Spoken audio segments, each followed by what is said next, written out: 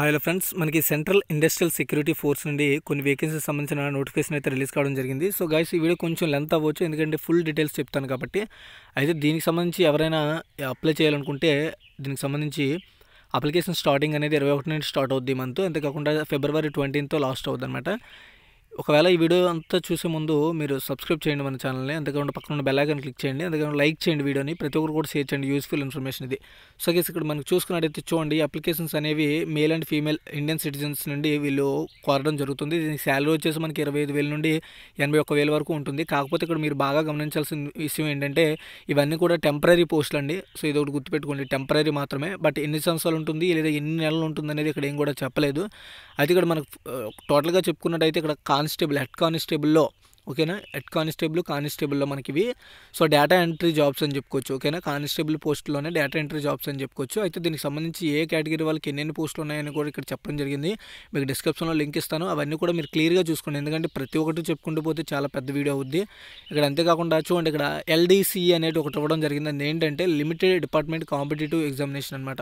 So ఈ qualification ఉన్న వాళ్ళు కూడా దీనికి అప్లై చేసుకోవచ్చు. ఓబీసీ వాళ్ళు, అన్రిజర్వ్డ్ SC ST వాళ్ళు కూడా అప్లై చేసుకోవడానికి దీనికి అవకాశం ఉంది. అయితే అన్రిజర్వ్డ్ క్యాండిడేట్స్, ఓబీసీ వాళ్ళు దీనికి 100 రూపాయలు ఫీజు అనేది పే చేయాల్సి ఉంటుంది. మిగతా అమ్మాయిలు అంతేకాకుండా మిగతా వాళ్ళు ఎవరు కూడా దీనికి ఎలాంటి ఫీజు కూడా పే చేయాల్సిన అవసరం లేదు. మీరు ఇక్కడ గుర్తుపెట్టుకోండి, మీరు అప్లై చేసేటప్పుడు మీ డీటెయిల్స్ అనేవి చాలా ఇంపార్టెంట్. అవి ఒకసారి మీరు గుర్తుపెట్టుకోండి. ఏదైతే మీరు ఇంతకుముందు CRPFకి అప్లై చేస్తారో అదే విధమైన ప్రాసెస్తో దీనికి అప్లై చేయాల్సి ఉంటుంది. సో దీనికి 21 నుండి ప్రాసెసింగ్ అనేది స్టార్ట్ అవుతుంది, అప్లై ప్రాసెసింగ్.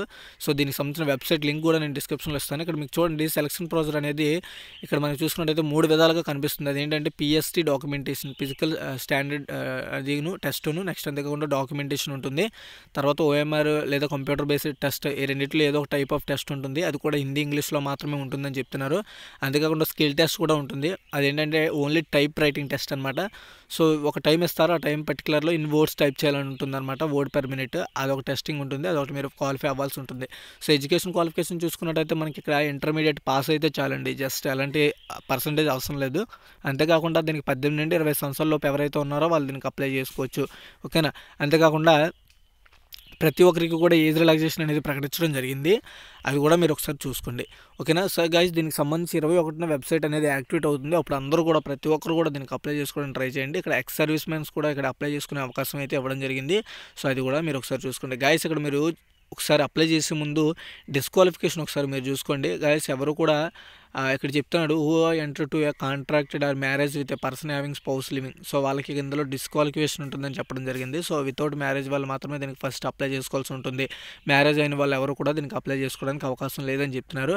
అండ్ అంతేకాకుండా ఇక్కడ మీరు టాటూస్ ఏమైనా ఉంటే మట్టుగా మీరు అప్లై చేసుకోకండి. సో అది కూడా ఆ టాటూస్ ఏ విధంగా ఉండాలనేది కూడా ఇక్కడ చెప్పడం జరిగింది. అది ఒకసారి మీరు చూసి చదువుకోండి. కానీ అంతేకాకుండా రిక్రూట్మెంట్ సెలక్షన్ ప్రాసెస్ ఏ విధంగా ఉంటుందో అక్కడ క్లియర్ అండ్ కట్గా ఆల్రెడీ నేను చెప్పేశాను. సో అది ఒకసారి మీరు చూసుకోండి. సో ఇక్కడ ఏంటంటే ఎవరైతే ఇవన్నీ అంటే హైట్ బార్ టెస్ట్, అంతేకాకుండా physical standard test, document verification, అంతేకాకుండా స్కిల్ టెస్ట్, ఇవన్నీ ఎవరైతే క్వాలిఫై అవుతారో వాళ్ళని షార్ట్ లిస్ట్ చేసి ఎంపిక చేయడం జరుగుతుంది. ఇది చాలా మంచి అవకాశం కాదు ప్రతి ఒక్కరు కూడా. ఒకవేళ పర్మనెంట్ చేసే అవకాశం ఉంటే ఖచ్చితంగా పర్మనెంట్ చేసే అవకాశం అయితే ఉంటుంది. దగ్గరగా మనకు 430 పోస్టులు అనేవి ఉన్నాయి. ఎవరైనా అప్లై చేయాలనుకుంటే చేయండి. సో కింద నేను డిస్క్రిప్షన్లో అప్లై లింక్ కూడా ఇస్తాను. ఇంకా మీకు ఏమైనా డౌట్స్ ఉంటే ఇక్కడ కాంటాక్ట్ నెంబర్ కూడా ఇచ్చాడు. సో అది కూడా మీరు చూసుకోండి. ఆ కాంటాక్ట్ నెంబర్ కూడా ఇక్కడ మీరు చూసుకున్నట్టయితే చూడండి. సో ఇక్కడ ఇవ్వడం జరిగింది, దీనికి మీరు కాల్ చేసి కనుక్కోవచ్చు మీకు ఏమైనా డౌట్స్ ఉంటాయి. అంతేకాకుండా ఇక్కడ పాయింట్ టు పాయింట్ ఏ విధంగా అప్లై చేయాలి అనేది కూడా క్లియర్ అండ్ కట్గా ఇవ్వడం జరిగింది. అది కూడా ఒకసారి మీరు చూసుకోండి. సో ఇంతగా ఈ వీడియో నచ్చితే లైక్ చేయండి, షేర్ చేయండి. అంతేకాకుండా చాలామంది హైట్ అడుగుతారు. హైట్ అనేది 170 సెంటీమీటర్స్ అనేది హైట్ ఉండాలి. అంతేకాకుండా చెస్ట్ ఓన్లీ ఫర్ బాయ్స్ 80 ఉండాలి, ఎక్స్పెండ్ చేసినప్పుడు 85 ఉండాలి. సో అమ్మాయిలకు వచ్చేసి 157 హైట్ ఉంటే సరిపోతుంది. ఎవరైనా అప్లై చేయాలనుకుంటే చేసుకోండి. Thanks for watching guys, bye bye.